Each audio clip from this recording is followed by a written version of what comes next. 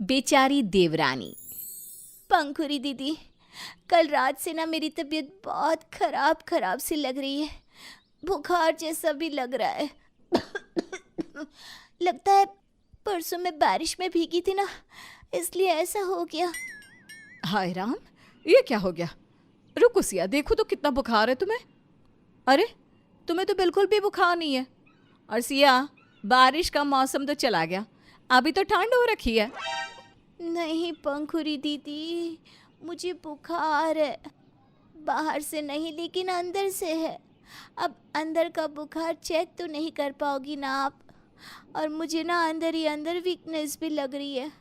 और रही बात मौसम की, तो शायद इतनी कड़ाके की ठंड के मारे मेरी तबीयत की बैंड बज रही है। अच्छा, हाँ वो भी हो सकता है।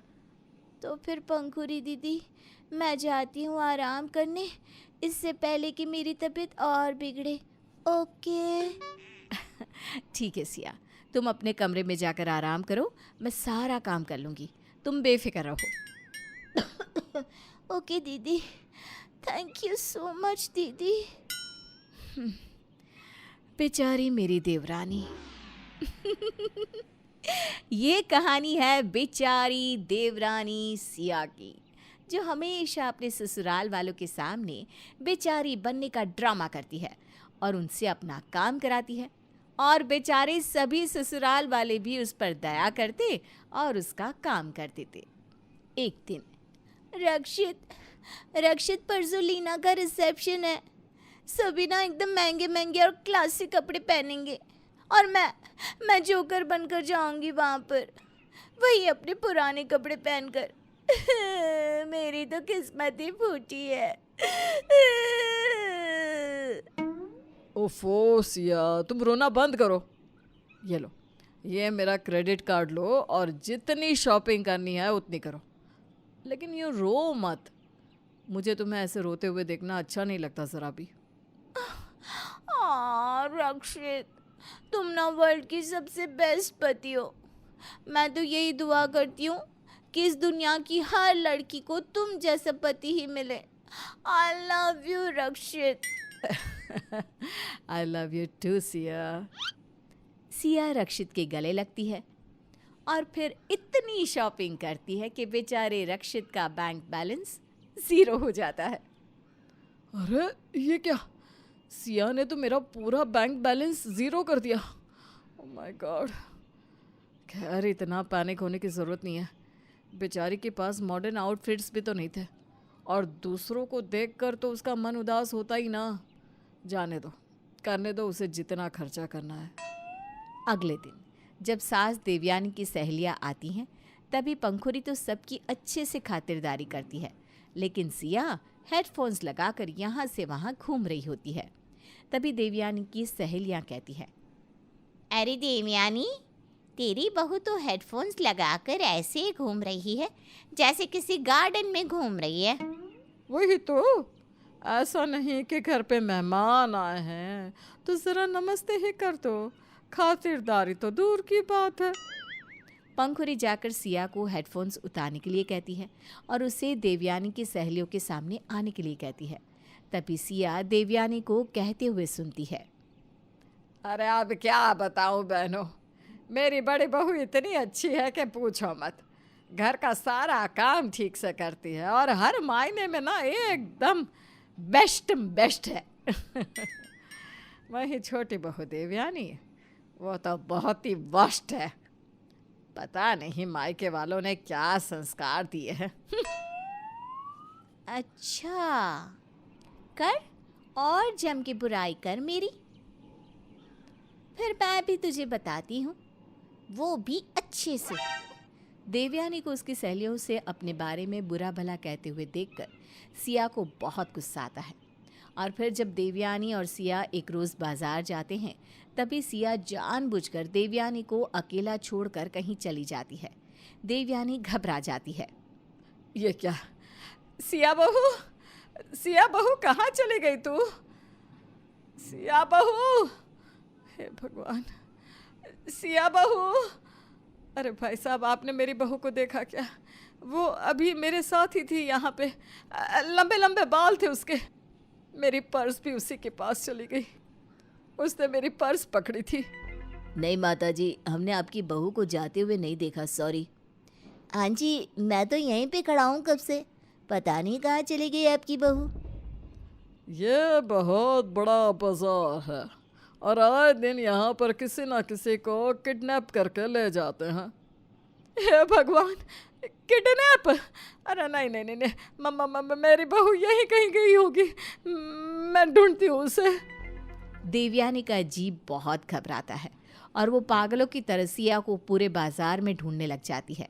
लेकिन पूरे बाजार में ढूंढने के बाद भी उसे सिया नहीं मिलती और जब वो घर जाती है तब सभी सिया के लापता होने की खबर सुनकर देवयानी पर गुस्सा होने लगते हैं। वहीं सिया तो मज़े से पार्क में बर्गर खा रही होती है। आई बड़ी मेरी बेइज्जती करने, अब देखना क्या कीमत चुकानी पड़ेगी तुझे देवयानी की बच्ची। मैं किसी को नहीं छोड़ती, फिर वो चाहे मेरी सास ही क्यों ना हो। घर पर ससुर विजेंद्र, सिया का पति मनीष और जेठ संकल्प देवयानी को गुस्से से कहते हैं, देवयानी, तुम्हें सिया बहू का ध्यान रखना चाहिए था ना। वो हम सबसे छोटी है, नई नई इस शहर में आई है, एक तो अपनी पर्स भी खो दिया और ऊपर से बहू को भी। माँ, सिया को कुछ हो गया ना तो मैं जी नहीं पाऊंगा। आप इतनी लापरवाह कैसे हो सकती हो माँ? मुझे माफ़ कर दो, मेरी ही गलती है, मुझे उसका ध्यान रखना चाहिए था। वो छोटी दूध पीती बच्ची जो है आखिर। बस देवयानी, सिया बहू वहाँ लापता है और तुम यहाँ ताने कस रही हो। अब तो हम पुलिस कंप्लेंट भी दर्ज नहीं कर सकते, 24 घंटे के बाद ही कर पाएंगे कानून के हिसाब से। हमें बाहर जाकर उसे ढूंढना चाहिए। सब चिंताग्रस्त होकर सिया को ढूंढने के लिए घर के बाहर निकलने ही वाले होते हैं कि उतने में वहाँ दरवाजे पर रोती हुई सिया आती है और वो झट से मनीष के गले लग जाती है। मनीष, मैं बहुत डर गई थी, कुछ शराबी गुंडे मेरा पीछा भी कर रहे थे, जैसे तैसे अपनी जान बचाते हुए मैं यहाँ तक आई हूँ। भगवान का लाख लाख शुक्र है कि तुम सही सलामत घर आ गई। देवयानी, तुमने जो आज किया है उसकी वजह से न जाने क्या अनर्थ हो जाता। मैं तुम्हें इस सब के लिए कभी माफ नहीं करूंगा। और नहीं तो क्या माँ, कल को जब हमारे बच्चे होंगे तब उन्हें आपके साथ भेजना डेंजरस ही होगा। आज उस बात का ट्रेलर तो आपने दिखाई दिया। सभी अपने अपने कमरों में चले जाते हैं। अरे लेकिन मेरी बात तो सुनो कोई, सबके सब मुझसे रूठ गए। आखिर मैंने ऐसा क्या किया है? पता नहीं कौन से कीड़े ने काटा था मुझे, जो मैं अपने मनीष के लिए इस सर दर्द को घर ले आई बहू बनाकर। सिया अपनी चाल में कामयाब हो जाती है। कुछ दिन बीतते हैं। सिया आए दिन रोज़ाना चौका बर्तन साफ सफाई ये सारे काम करके बहुत बोर होने लगती है। कूटो कूटो कूटो, मसाले ही कूटते रहो, इसीलिए मैंने मनीष से शादी की थी। बोर हो गई हूँ मैं तो इस घिसी पिटी लाइफ से। अगर मनीष के ऑफिस की छुट्टियाँ होती तो मैं फिर से बेचारी बनकर कुछ ड्रामा करती और उसके साथ हिमाचल घूमने चली जाती। पर अब क्या करूँ? मुझे तो आराम करने का बहुत मन कर रहा है। क्या करूँ क्या करूँ क्या करूँ? फिर सिया अचानक से बेहोश होने का ढोंग रचाती है और डॉक्टर को एक्टिंग करने के लिए कहती है हॉस्पिटल में। डॉक्टर मेरी वाइफ वो ठीक है ना? जी नहीं, बेचारी बहुत सीरियस कंडीशन में है। उनके शरीर में बिल्कुल भी खून नहीं बचा। उन्हें बहुत वीकनेस है, इसलिए उन्हें पूरे 2 से 3 हफ्ते हॉस्पिटल में मेरा मतलब हॉस्पिटल में एडमिट करना होगा। ठीक है डॉक्टर साहब, आप जल्द से जल्द खून का इंतज़ाम कीजिए और हमारी छोटी बहू को बस ठीक कर दीजिए। सिया ये सब हॉस्पिटल के रूम के दरवाजे से कान लगाकर सुन रही होती है। असलियत में बेचारे तो मेरे ससुराल वाले हैं। सभी दिन रात हॉस्पिटल में ही रुकने लगते हैं। सिया बेड पर लेटी रहती है और मनीष सिया के बगल में बैठा रहता है।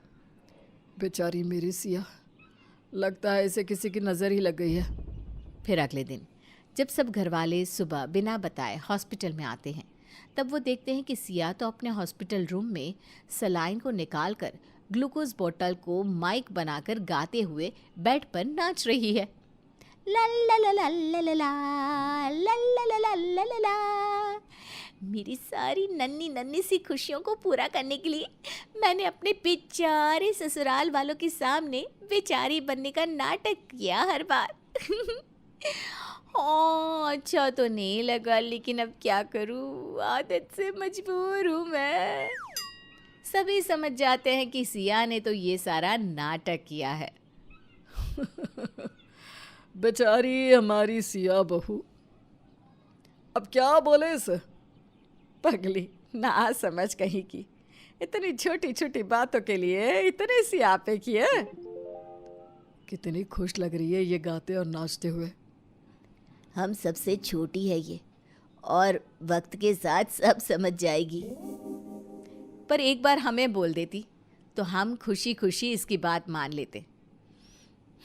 लेकिन कोई ना, देवरानी मेरी बेचारी ही सही, मगर है बड़ी प्यारी। सभी सिया को बिना बताए ही मन से माफ़ कर देते हैं और उसे हमेशा की तरह प्यार करते रहते हैं।